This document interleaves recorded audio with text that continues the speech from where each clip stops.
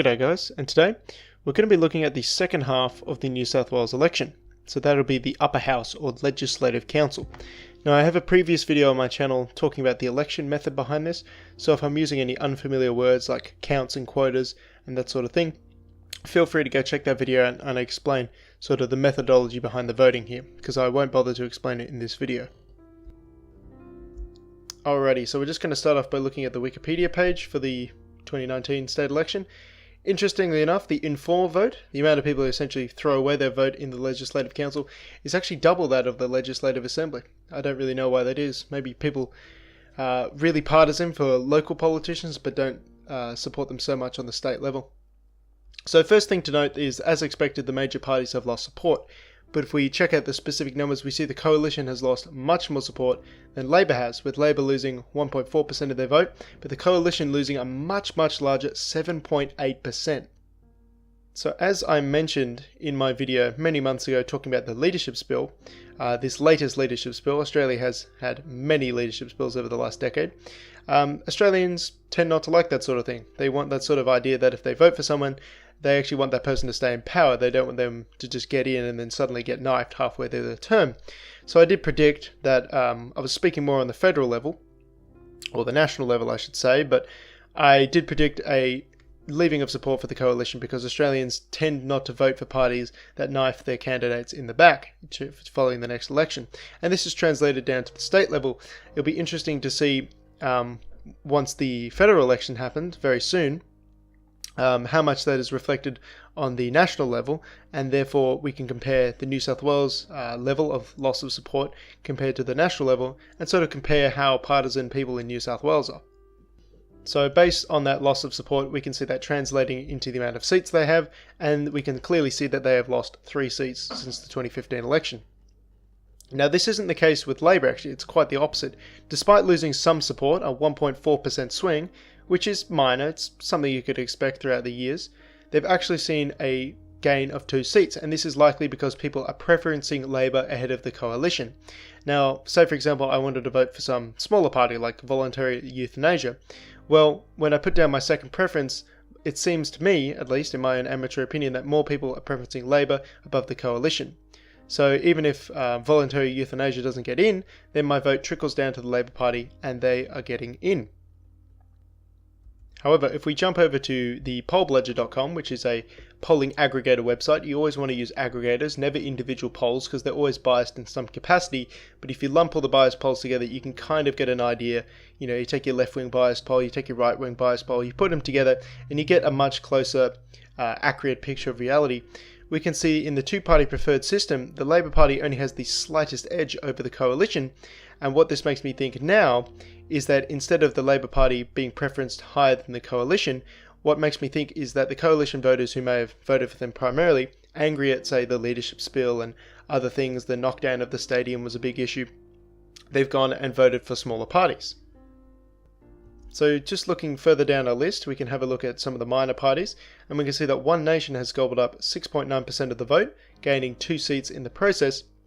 And this is rather significant considering the amount of time they've done this in. If we have a look, in 2015 they had no seats at all and they were sort of just coming back into the fore, but within that single cycle they've managed to pick up almost 7% of the vote, taking them very close to the Greens in that regard actually.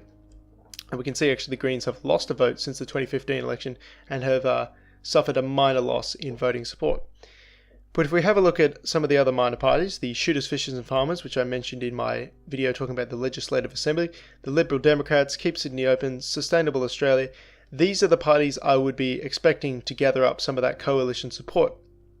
That 7.8% of the vote has to go somewhere, and if we look at the sort of policies, if you quickly skim through the policies of, say, the Liberal Democrats, the Shooters, Fishers and Farmers, the Sustainable Australia Party, they tend to be more right-wing in that regard. So that to me sort of seems, you know, people look at the Coalition and they're just not getting enough stuff done, or they're too centrist. You know, Malcolm Turnbull came out a few years ago and described the Liberal Party as a centrist movement, which sort of pissed people off and caused the fracturing of the party in a little bit. Someone split off and formed their own party. I would sort of guess that that's where the support is coming from, rather than the more left-wing Greens and Labour Party, who are more fiscally socialistic in that regard. Literally, with the case of Labour, as I've looked into, a lot of their members are out and about socialists. So if we have a gaze at these minor parties, we can see that the Animal Justice Party has gained a seat. One Nation, of course, has gained 2 seats, as I mentioned, and the Christian Democrats have actually lost a seat, likely because some of their votes were poached to other places. Because, to be honest, I haven't really heard of the Christian Democrats, so clearly they're not at least attracting the youth vote in that regard, because I hadn't heard about them. So they're not getting out in people's news feeds, they're not getting out in the news enough, and they're just not, advertising themselves, and as such they've lost about 0.5%, a little bit more of the vote.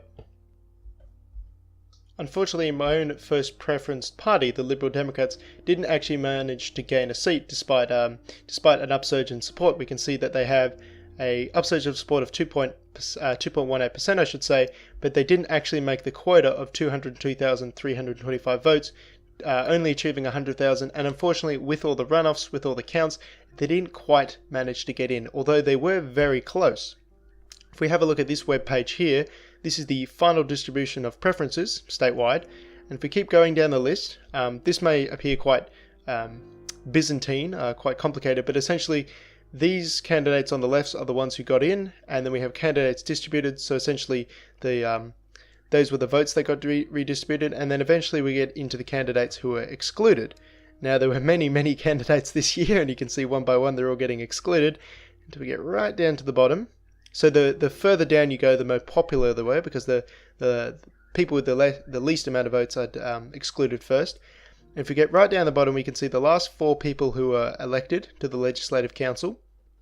And we see David Leyonhjelm, the lead candidate for the Liberal Democrats, actually came in second in that regard. Green Paul, of course, being so close, he missed out by about 5,400 votes.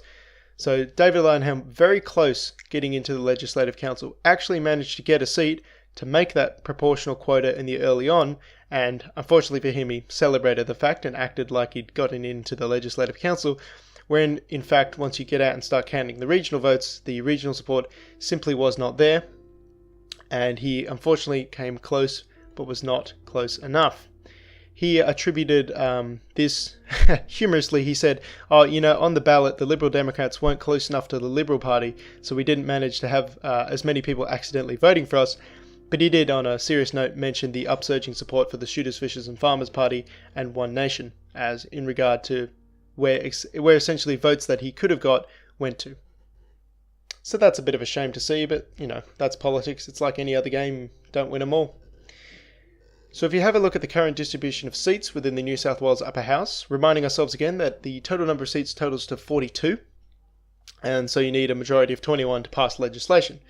And again, reminding ourselves that the Liberals and the Nationals have a coalition, so that 12 and the 5, we can pretty much add that up to a 17. We can see that neither of the major parties have enough to actually ram through whatever they want. They have no majority. So what they essentially have to do if they want to pass through legislation is they have to wine and dine the crossbench. Just like the Legislative Assembly, just like the Senate, it's almost as if the nation is going through a trend or something.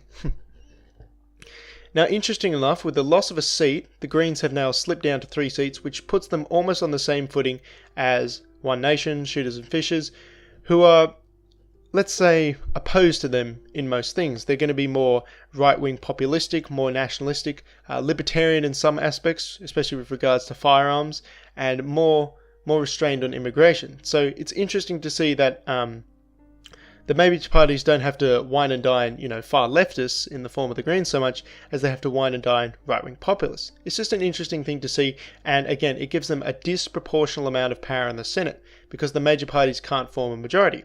If they could form a majority, they wouldn't have to care so much. But since they can't, they do have to come to the bargaining table with One Nation, with Shooters and Fishers, with the Animal Justice Party, and those people will have certain things that they want to get through, and the major parties will have to cater that sort of thing if they want to pass through what they want to do. So if we have a look at the Legislative Council and compare it to the Legislative Assembly, we can see a greater loss of support for the major parties in the upper house than the lower house. Again, this is following the trend of the rest of the nation. The major parties people are becoming disillusioned by them. They're not getting enough stuff done. They can't please everyone at once, so they're losing support. And the support is generally trending towards minor parties who are gaining a disproportionate amount of power. You don't need to take a supermajority within the Senate, within the Legislative Assembly, within the Legislative Council in order to get your way. You just need to make sure that the major parties can't form a supermajority and essentially just ignore whatever you want and just ram through whatever they want. So what we essentially have is this very diverse crossbench who hold a significant amount of power over the major parties because they need to be brought to the bargaining table in order to beat the other major party, which is a very interesting thing to see. So that's about all. Just a quick video having a look at the Legislative Council results. A little over 10 minutes. I don't want to bore you too long with my amateur opinions. And on that note, if there's things I've got wrong in your opinion, or things that I've missed or skimmed over or not highlighted enough, please let me know down in the comments and I'll address them if they are relevant.